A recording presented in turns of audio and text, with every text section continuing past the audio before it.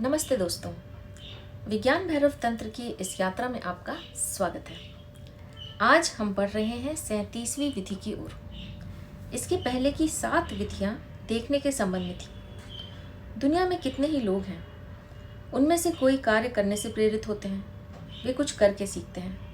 कुछ लोग देखकर समझते हैं, कुछ मस्तिष्क प्रधान हैं तो कुछ हृदय प्रधान हैं, और बहुत से लोग हैं उनमें से कुछ ध्वनि यानी साउंड के प्रति गहरा लगाव रखते हैं। शिव भगवान इस पूरे विज्ञान भैरव तंत्र में हर एक व्यक्ति के झुकाव के मुताबिक कोई ना कोई विधि जरूर बताई है, ताकि कोई पीछे न छूट जाए।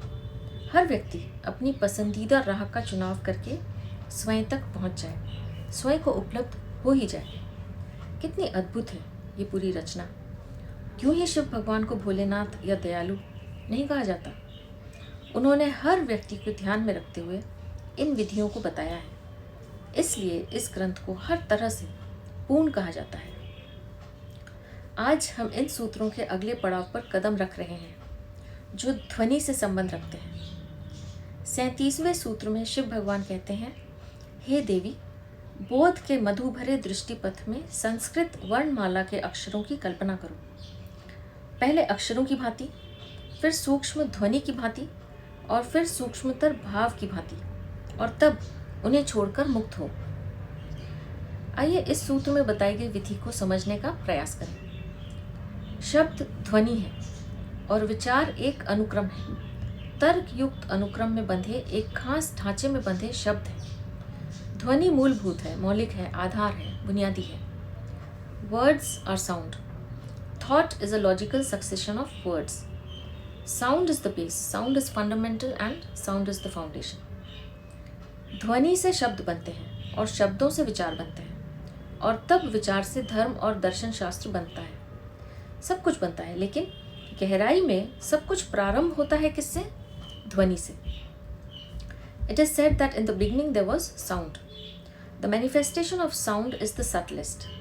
That is why our ear is considered as the most subtlest organ in our body.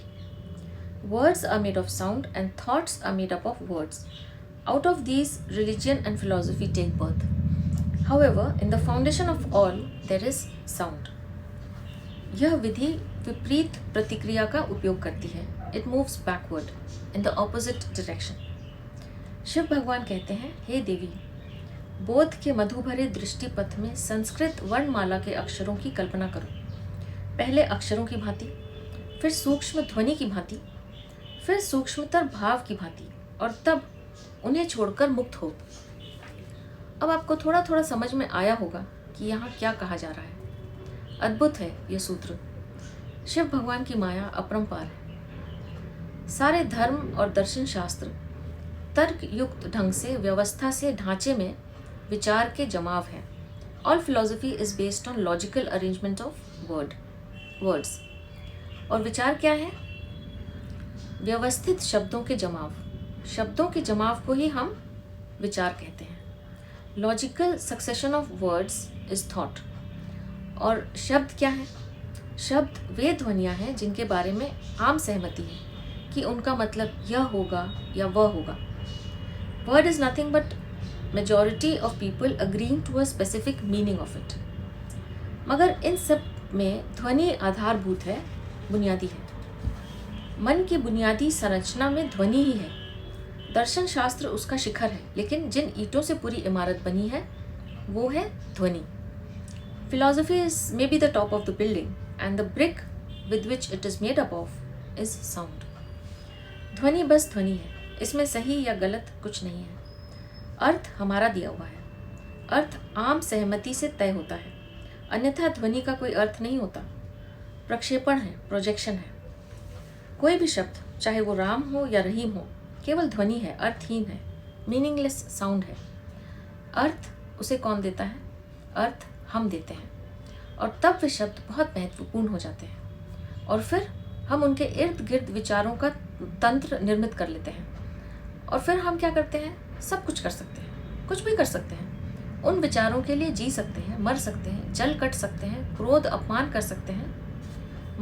मगर गहराई में झांका जाए तो इन सब बातों की कोई आवश्यकता ही नहीं है। क्यों?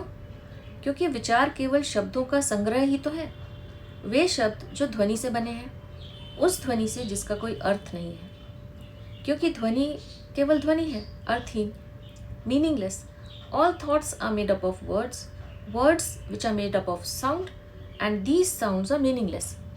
फिर हमें किसी प्रकार की मूर्खता करने की कोई आवश्यकता है क्या? पशु पक्षी भी ध्वनि करते हैं, तो क्या उसमें कोई भाषा है? नहीं, कोई भाषा नहीं। अगर भाषा नहीं है तो उन ध्वनियों में क्या है? उन ध्वनियों में भाव है, जेस्चर है। छोटा बच्चा जब अपनी माँ को पहली बार पुकारता है, माँ कहता है, तो वह भाव बौद्धिक है, कोई अर्थ नहीं होता। हो सकता है कि वह भूखा है, अपनी पीड़ा जता रहा है, या बहुत खुश है और खुशी में माँ कहता है। ध्वनि के ऊपर शब्द हैं, शब्द के ऊपर दर्शन शास्त्र है। ध्वनि के नीचे क्या है? आप सोच रहे होंगे। ध्वनि के नीचे भाव है। सूत्र में कहा गया है, संस्कृत वर्णमाला के अक्षरों की कल्पना करो। जरूरी नहीं कि संस्कृत भाषा के अक्षर ही लेने हैं, कोई भी भाषा के अक्षरों का प्रयोग यहाँ किया जा सकता है। आंखें बंद करके अक्षरों की कल्पना करनी है। Visualise the alphabets with closed eyes, let all the alphabets float in front of you. चेतना को अक्षरों से भर जाने देना है। सूत्र के इस भाग में आंखों का प्रयोग महत्वपूर्ण है। अभी यहाँ कान का प्रयोग नहीं करना है। कल्पना की आंखों में पहले अक्षरों को देखना है और फिर धीरे धीरे आंखों से देखना बंद करके उन्हें कानों से सुनना है। अक्षरों को सूक्ष्म ध्वनियों की भांति सुनना है। यह सूत्र का अगला भाग है। अक्षरों को ध्वनियों की भांति सुनने के बाद सूत्र आगे कहता है कि ध्वनियों से भाव पर लौट आओ। जब हम छोटे बच्चे थे तब हम भाव से जीते थे। पहले ध्वनि आती है, तब वह ध्वनि भाव से भरती है। उसके बाद शब्द, विचार, धर्म, दर्शन शास्त्र आते हैं और धीरे धीरे हम अपने भाव के केंद्र से दूर, बहुत दूर हटते जाते हैं। यहाँ शिव भगवान कह रहे हैं, अक्षरों को देखो कल्पना की आंखों से, उसके बाद उनकी ध्वनि को सुनो कानों में। सूक्ष्म ध्वनि को सुनना है और फिर ध्वनि से भाव पर लौट आओ और भाव की भूमि पर खड़े हो जाओ। भाव हमारा मन नहीं है। यही कारण है कि हम भाव से डरते हैं। हम तर्क से नहीं डरते, परंतु भाव से हमें बड़ा डर है। आपको पता है क्यों? क्योंकि भाव हमें अराजकता में ले जा सकता है। It can take us in a world of chaos, जिस पर हमारा कोई काबू नहीं होता। तर्क हमें नियंत्रण में रखता है। सिर के हम मालिक हैं, मगर सिर से नीचे उतरते ही हमारी मालकियत खत्म हो जाती है। भाव मन के नीचे है। भाव हमारे और हमारे मन के बीच की कड़ी है। और हम कहाँ हैं? हमारा केंद्र कहाँ है? हमारा केंद्र है भाव के भी पार। इसलिए भाव की इस भूमि से डरने की कोई ज़रूरत नहीं है, क्योंकि हमारी मंजिल उसके आगे है। वहाँ पहुँचने के लिए हमें भाव के इस जगत को पार करना ही होगा।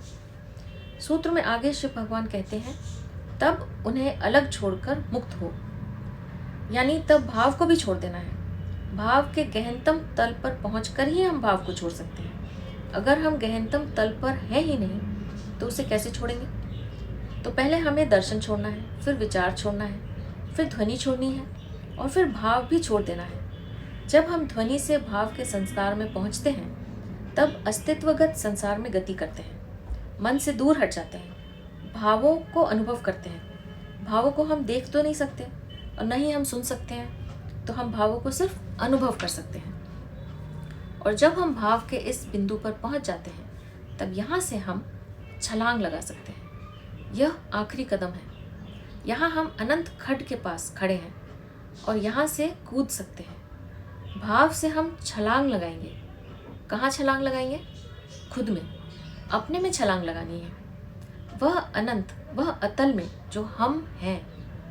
मन की तरह नहीं जो भूत और भविष्य में कल कल करता है, बल्कि अस्तित्व की तरह जो अभी और यहाँ है, वर्तमान है। We need to leap into the present moment of consciousness. हम मन से अस्तित्व पर गति कर जाते हैं और भाव उनके बीच सेतु का काम करता है। तब हम मुक्त हैं। आगे शिव भगवान कहते हैं, तब उन्हें छोड़कर मुक्त हो। उन्हें जब हम छोड़ देते हैं, किन्हें? अक्षर, ध्वनि और भाव को, तो हम मुक्त हैं। हमें कुछ करना नहीं पड़ा। छोड़ने में ही मुक्ति है।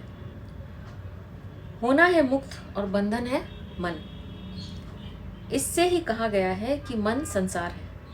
हम मन को तभी छोड़ सकते हैं जब हम यात्रा करते हैं अपने भीतर। वही एक कैलाश है, वो हमारे भीतर है। और जब हम खुद के अंदर इस अनंत विराट को जान लेते हैं तब हम मुक्त हैं मन के बंधनों से, क्योंकि जो बंधन है वो मन के कारण है। मन से मुक्त होना हर तरह के बंधन से मुक्ति है। हमारा जो ये नाम है वो भी तो संख्या जैसा ही है गिनती के लिए। उसके बिना काम चलाना थोड़ा कठिन होगा। वह बस एक लेबल है। दूसरा अगर लेबल होता, दूसरा नाम होता अगर हमारा, तो भी काम चल जाता। लेकिन हमारे लिए हमारा नाम लेबल नहीं है, वह हमारे लिए कुछ और हो गया है।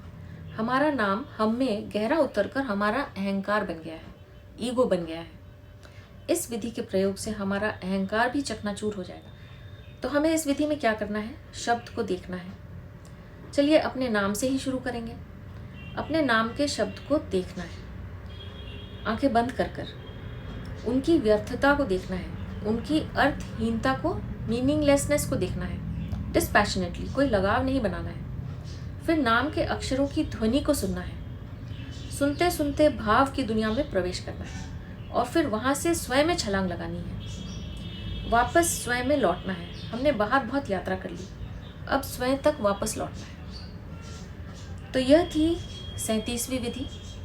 आप भी इस सूत्र में बताई गई विधि का प्रयोग करके देखिए कि आपको कैसा अनुभव होता है। देवों के देव महादेव को नमन करते हुए मैं आपसे आज्ञा लूँगी। आपका बहुत बहुत धन्यवाद।